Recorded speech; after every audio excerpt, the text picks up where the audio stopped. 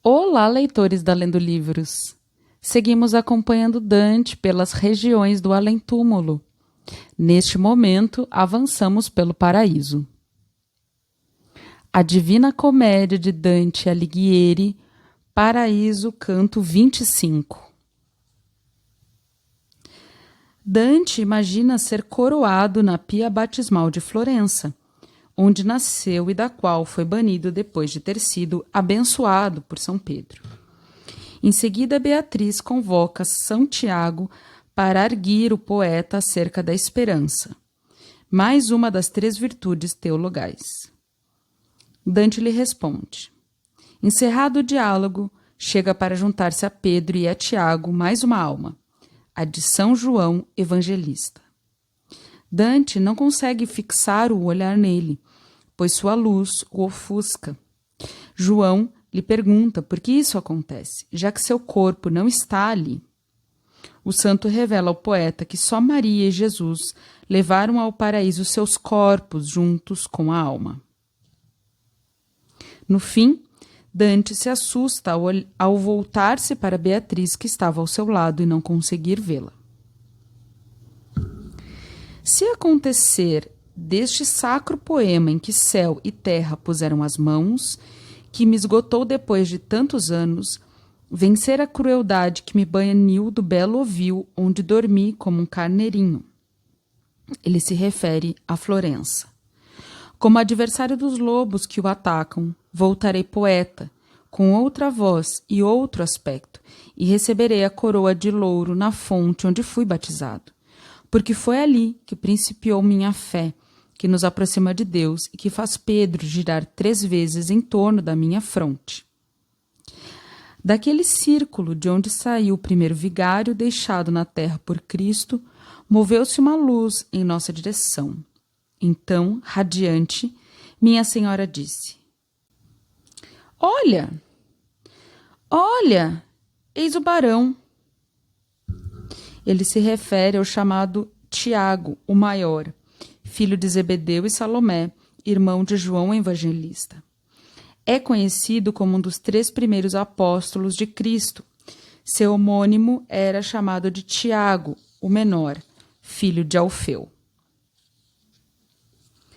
Por quem lá embaixo se visita a Galícia.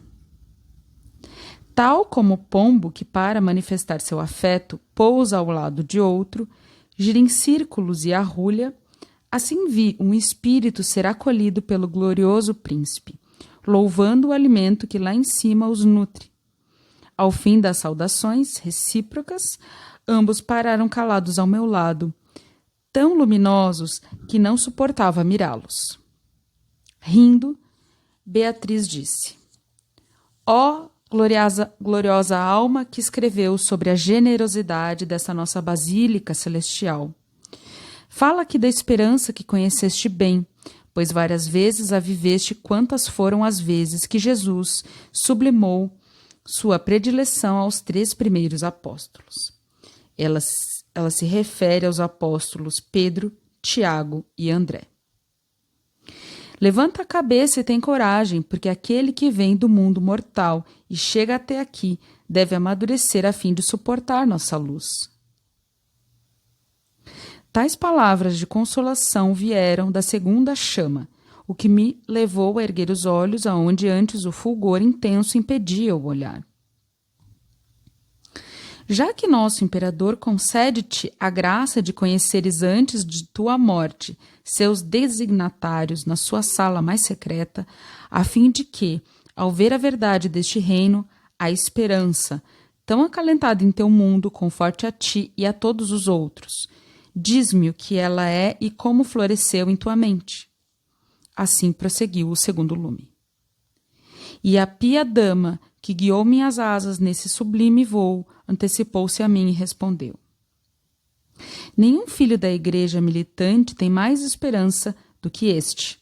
Isso lê-se no sol, que irradia nestas nossas fileiras. Por essa razão, lhe foi concedido que do Egito viesse até nossa Jerusalém.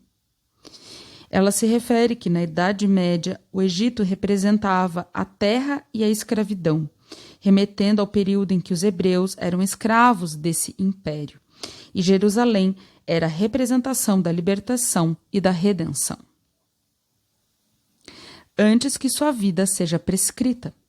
Os dois outros pontos deixe para ele responder, que não lhe foram perguntados por desconhecê-los, mas para que ele relate ao mundo esta virtude, que tanto te agrada. Ele não terá dificuldades em respondê-los, tampouco terá como vangloriar-se deles. Que a graça de Deus o ajude nisso. Como o aluno que responde voluntária e prontamente a seu mestre sobre aquilo em que este é doutor e por meio do qual sua bondade se desvela, eu disse: esperança é o aguardar seguro da glória futura, que é produzida pela graça divina e pelos méritos precedentes. De muitas estrelas veio-me essa luz. Ele se refere aos autores da Bíblia. Sem quem a derramou em meu coração foi o supremo cantor do Supremo Senhor. Ele se refere ao rei Davi e Deus, respectivamente. Que cantou em seus salmos, abre aspas, em ti confiam os que conhecem teu nome, fecha aspas. Ele se refere ao Salmo 9. E quem não conhece também possui a minha fé? Também tu, com tua epístola, a derramaste em mim, de modo que estou pleno dela e posso vertê-la sobre outros também. Enquanto eu falava, dentro do vivo peito daquela chama, tremulava um lampejo súbito e intermitente como um relâmpago. Então soprou. Amor à esperança, que ainda me aviventa e seguiu-me até a palma do martírio e a minha partida da terra. Deseja que eu te insufle dela e dela tu te deleites. E serei muito grato a ti se responderes o que a esperança te promete. Eu disse: as Escrituras, a nova e a velha, nos indicam a meta das almas que se fizeram amigas de Deus. Isaías disse que cada uma delas vestir-se-á 2 vezes em sua terra natal, e a doce vida é esta em que estás. Ele se refere à terra doce, no original Dolce Vita, que é o paraíso. Dante menciona a passagem 58, versículo 10, do livro de Isaías do Velho Testamento.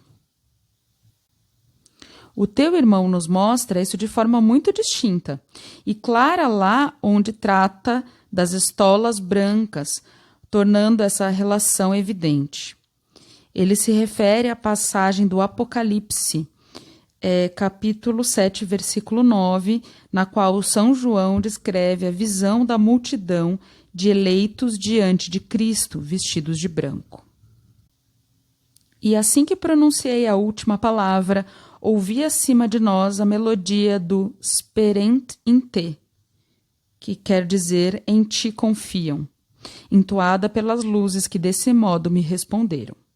Em seguida, surgiu uma chama tão clara entre eles que, se a constelação de Câncer brilhasse assim, não haveria noite durante o nosso inverno. Ele se refere que no hemisfério norte a constelação de Câncer aparece no céu assim que o sol se põe. Tal como uma alegre virgem surge e entra dançando apenas para homenagear a noiva e não por algum desdouro. Assim, viu o claro fulgor ir na direção das 2 outras luzes que cantavam e giravam harmoniosamente ao ritmo de seu preclaro amor. Colocou-se ali na roda entre os cantores enquanto minha senhora olhava-o, calada e imóvel como uma esposa. Este, ela se refere a São João Evangelista, é aquele que pousou a cabeça no peito de nosso Pelicano. Ela se refere a que Pelicano representava Cristo na Idade Média, graças aos bestiários da época, que contavam que ele matava a prole e depois de 3 dias a ressuscitava com seu sangue.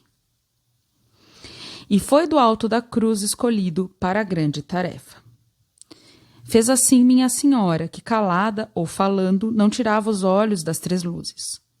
como aquele que se esforça e aguça a vista para ver um pouco do eclipse do sol e que, por conseguir vê-lo, deixa de enxergar. Tal acontecera comigo em relação àquela última chama que enquanto isso falava. Por que te ofuscam os olhos ao veres algo que não está aqui? Meu corpo está na terra e ali permanecerá com os outros corpos beatos até que o juízo eterno os iguale de acordo com o seu propósito. Ela se refere a igualar o número de beatos aos dos anjos rebeldes. Só 2 luzes subiram ao beato claustro com suas 2 vestes. Ela se refere a que só Virgem Maria e Jesus estão no céu com a alma e o corpo, as 2 vestes. E isso relatareis em vosso mundo. O abrasado baile e o doce coro movido pelos 3 espíritos cessaram assim que essas palavras soaram, tal qual remadores tirando os remos da água ao aviso do timoneiro para descansarem ou evitarem algum perigo. Ai, quanto me abalou a mente quando me virei para Beatriz e não a vi, embora estivesse ao meu lado, em pleno mundo feliz. Fim do canto 25.